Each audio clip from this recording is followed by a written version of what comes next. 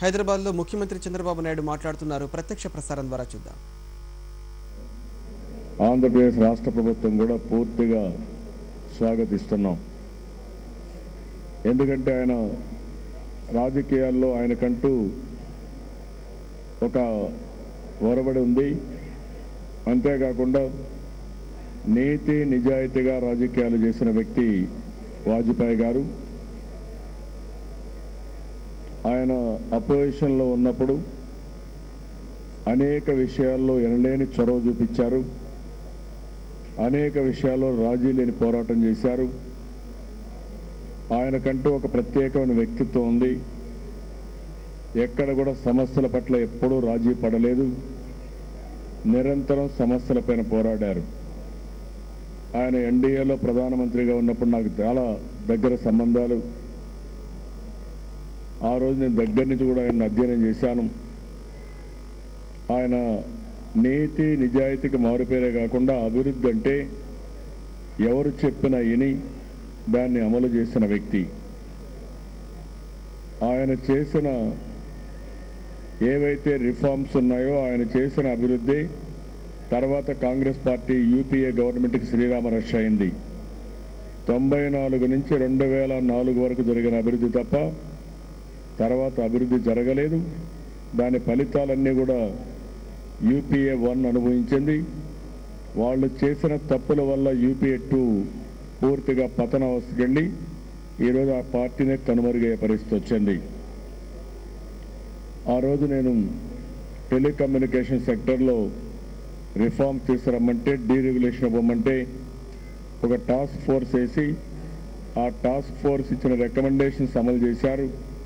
దానివల్లనే ఈరోజు మొత్తం దేశం అంతా కూడా టెలికమ్యూనికేషన్లో ఇన్ఫర్మేషన్ టెక్నాలజీలో ఒక రెవల్యూషన్ వచ్చే పరిస్థితి వచ్చింది. అదే మరిగా ఈరోజు ఆయన అమలు చేసిన అనేక రిఫార్మ్స్ రోడ్డు సెక్టర్లో 4 లేన్ 8 లేన్ రోడ్డు అయితే బీఓటీ కింద ముందు తీసుకొచ్చారు. దానివల్ల చాలా వరకు ఉపయోగమైంది. ఈరోజు గోల్డెన్ క్వాడ్రిలేటరల్ రోడ్డు వచ్చిందంటే దానికి నాంది పలికింది వాజ్పేయి గారు పలికారు. రోడ్డు ఇన్ఫ్రాస్ట్రక్చరే మారింది. టోటల్గా ఆటోమొబైల్ సెక్టర్ మొత్తం ఆ సెక్టరే మారే పరిస్థితి వచ్చింది. ఆ రోజు ప్రధానమంత్రి రోడ్డు సదక్ ప్రోగ్రాం కింద కూడా గ్రామీణ ప్రాంతాలని ప్రతి ఒక్క పంచాయతీని లింక్ చేసే విధంగా కార్యక్రమం తీసుకున్నారు. ఆ తర్వాత కూడా ఎక్కడ ప్రగతి కనపడినట్టే లేదు. ఇదే కాకుండా దేశ అభివృద్ధి కోసం ఆయన అవలంబించిన ప్రతి ఒక్క పాలసీ కూడా మంచి ఫలితాలు ఇచ్చింది. ఉద్యోగాలు వచ్చాయి, సంపద వచ్చింది, అనేక విధాలుగా బాగా అభివృద్ధి అయింది. ఆ తర్వాత మనం అన్ని చూస్తున్నాం, చాలా ఇబ్బందులు వచ్చాయి. ఏదేమైనా వాజ్పేయి గారు చూపించిన చొరవ దేశం ఎప్పుడూ మర్చిపోలేదు. అదే మరి జాతి కూడా ఎప్పుడూ మర్చిపోలేదని చెప్పి తెలియజేసుకుంటూ ఆయన సేవల్ని మరొక్కసారి మనస్ఫూర్తిగా అభినందిస్తూ ఈరోజు ఆయనకి ఇచ్చినటువంటి భారతరత్న అవార్డు మీద మరొకసారి తెలుగుదేశం పార్టీ సంతృప్తి వ్యక్తం చేస్తున్నాం. దీనికి స్వాగతిస్తున్నాం. ఆ రోజు ఆయన ఇంకొక విషయం కూడా చాలా ఒక ఎక్సర్సైజ్ కూడా చేశారు. దేశంలో నదులన్నీ అనుసంధానం చేయాలని. ఆ నదుల అనుసంధానం ఆ రోజు కానీ ప్రారంభమైంటే ఈరోజు దేశ భవిష్యత్తు కూడా పూర్తిగా మారిపోయేది. కానీ అది కూడా పెండింగ్ పడే పరిస్థితి వచ్చింది. అలాంటి కార్యక్రమాలు పూర్తి చేయాల్సిన అవసరం ఉంది. అదే మాదిరిగా ఈరోజు ఎన్టీ రామారావు గారికి కూడా భారతరత్న ఇవ్వాలని చెప్పి కోరాం. ఎందుకంటే ఈరోజు ఆ తరాల్లో ఉండేటప్పుడు మీరు ఒక్కసారి ఆలోచిస్తే ఎన్టీ రామారావు గారు ఈ దేశంలో కాంగ్రెస్కు వ్యతిరేకంగా అన్ని శక్తుల్ని కూడబలికి నేషనల్ ఫ్రంట్ పెట్టి ఎక్కడికక్కడ కాన్క్లేవ్లు పెట్టి అదే మాదిరిగా ఒక దేశ అభివృద్ధి కోసం అనేక విధాలుగా పోరాడారు. ఆ రోజు ఆయన చూపించిన చొరవే తర్వాత నాన్ కాంగ్రెస్ గవర్నమెంట్స్ అన్నీ వచ్చాయి. ఎన్ఎఫ్ కానీ యూఎఫ్ కానీ తర్వాత ఎన్డీఏలు కానీ ఇవన్నీ వచ్చాయి.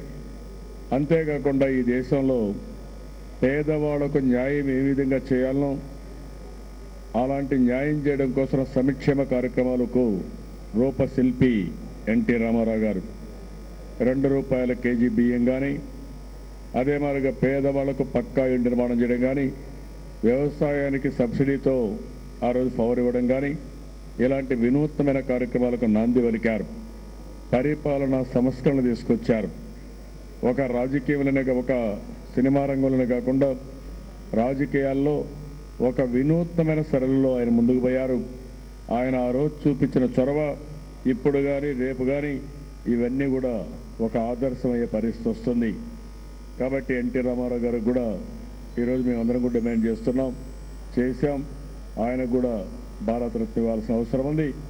ఇంకొక పక్క పివి నరసింహరావు గారు ఈ దేశంలో ఆర్థిక సంస్కరణలకు నాంది పలికినటువంటి వ్యక్తి, ఈ దేశం యొక్క దశ దిశ మార్చిన వ్యక్తి పివి నరసింహరావు గారు. అలాంటి పివి నరసింహరావు గారికి కూడా న్యాయం జరగాల్సిన అవసరం ఉంది. ఈరోజు పివి నరసింహరావు గారికి ఢిల్లీలో ఒక మెమోరియల్ కూడా క్రియేట్ చేయాల్సిన అవసరం ఉంది. దేశంలో ఇంత పెద్ద ఎత్తున దేశ ఆర్థిక పరిస్థితిని మార్చిన వ్యక్తి పివి నరసింహరావు గారు అయితే, ఒక ఆల్ ఇండియా పార్టీ ప్రెసిడెంట్గా ఉండి ఒక ప్రధానమంత్రిగా పనిచేసి కడాన ఢిల్లీలో కూడా ఆయన మెమోరియల్ లేదంటే చాలా బాధ కలుగుతుంది. ఇప్పటికైనా సరే ఎన్డీఏ ప్రభుత్వం చొరవ తీసుకుని ఆయన మెమోరియల్ కూడా అక్కడ క్రియేట్ చేయాల్సిన అవసరం ఉంది. దానికి కూడా చొరవ చూపించాల్సిందిగా మరొక్కసారి ప్రధానమంత్రి గారిని ఎన్డీఏని కోరుతున్నానని చెప్పి కూడా నేను మీకు తెలియజేసుకుంటూ, అదే మరి ఈరోజు ఇంకొక పక్కన మీరు చూస్తే రెండో భారతరత్న అవార్డు ఇచ్చిన వ్యక్తి, అన్ని విధాలు కూడా సమర్థుడు మదన్ మోహన్ మాలవీయ. ఆయన దేశభక్తి కానీ ఆయన చూపించిన చొరవ కానీ ఎవరూ మర్చిపోలేం. ఆ రోజు ఆయన చేసిన పనులు భావి తరాలకు కూడా ఆదర్శంగా ఉంటాయి. అలాంటి వ్యక్తుల్ని గౌరవించుకోవడం మనల్ని మనం గౌరవించుకుంటూ అవుతుంది. దానికి కూడా పూర్తిగా తెలుగుదేశం పార్టీ స్వాగతం పలుకుతూ మరొకసారి ఎన్డీఏని అభినందిస్తున్నాను ఈ నిర్ణయాలు తీసుకున్నానికి. Thank you.